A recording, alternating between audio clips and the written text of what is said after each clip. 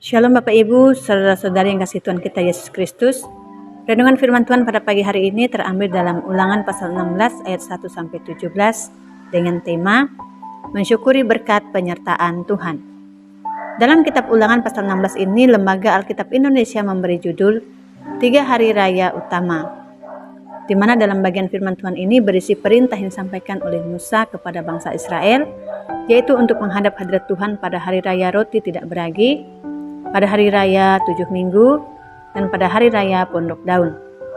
Musa mengingatkan tentang hari raya utama yang wajib diikuti oleh umat Tuhan. Secara khusus ia mengingatkan tentang pentingnya umat Tuhan datang menghadap hadirat Tuhan tidak dengan tangan kosong. Tujuannya adalah untuk mengajarkan bangsa Israel agar menjadi umat yang tahu mengucap syukur kepada Tuhan atas apa yang telah Tuhan perbuat atas umatnya. Pada pagi hari ini kita akan belajar apa yang menjadi respon kita untuk mensyukuri berkat penyertaan Tuhan.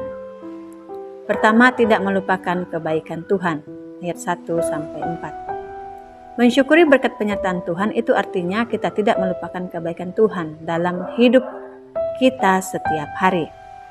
Musa mengingatkan bangsa Israel bagaimana mereka telah menyaksikan pertolongan Tuhan yang ajaib di tengah ketidakberdayaan mereka.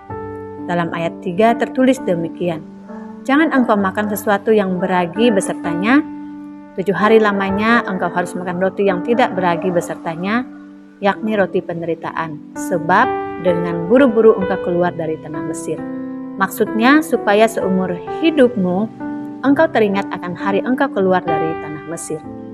Saudara yang terkasih dalam Tuhan, penyertaan Tuhan yang dialami bangsa Israel pada waktu itu sangat nyata.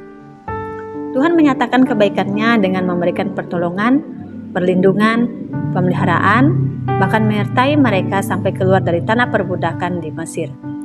Karena Tuhan beserta dengan mereka, setiap penderitaan yang mereka alami dapat mereka lewati semua karena Tuhan. Inilah yang menjadi alasan sehingga Musa terus mengingat mereka agar tidak melupakan kebaikan Tuhan. Tetapi Musa mau mereka dapat bersyukur karena Tuhan telah menyertai hidup mereka.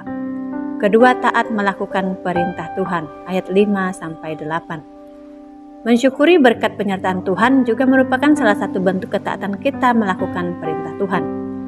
Perintah Tuhan adalah sebuah aturan yang harus dipatuhi dan bukan diabaikan. Hal ini juga ditegaskan dalam ayat 5-8. Engkau tidak boleh mempersembahkan korban Paskah di salah satu tempat yang diberikan kepadamu oleh Tuhan Allahmu, tetapi di tempat yang akan dipilih Tuhan Allahmu untuk membuat namanya diam di sana. Engkau harus mempersembahkan korban Paskah itu pada waktu senja, ketika matahari terbenam, bertepatan dengan saat engkau keluar dari Mesir. Engkau harus memasaknya dan makannya di tempat yang akan dipilih Tuhan Allahmu. Kemudian paginya engkau harus kembali pulang ke kemahmu. 6 hari lamanya engkau harus makan roti yang tidak beragi, dan pada hari yang ke-7 harus ada perkumpulan raya bagi Tuhan Allahmu, maka janganlah engkau melakukan pekerjaan. Inilah yang menjadi pesan firman Tuhan bagi bangsa Israel agar hidup mereka sesuai aturan dan ketetapan yang telah diperintahkan oleh Tuhan Allah mereka, agar belajar hidup dalam ketaatan. Saudara yang terkasih dalam Tuhan, seringkali kehidupan kita ketika menghampiri hadirat Tuhan membawa kehampaan hidup kita. Mengapa hal itu terjadi? Karena yang menjadi fokus kita adalah menyerahkan masalah, pergumulan, bahkan tantangan hidup kita kepada Tuhan. Kita hanya fokus ingin menerima berkat dari Tuhan. Bahkan kita menghadap hadirat Tuhan hanya ingin menyampaikan permohonan doa kita didengar dan dijawab oleh Tuhan. Melalui firman Tuhan hari ini kita diingatkan bahwa untuk kita mensyukuri berkat penyertaan Tuhan dalam hidup kita perlu mempersembahkan hidup kita terlebih dahulu kepada Tuhan. Karena dengan membawa persembahan hidup kita kepada Tuhan, itu artinya kita tidak melupakan kebaikan Tuhan. Bahkan kita belajar taat, melakukan apa yang menjadi perintah Tuhan dalam hidup kita.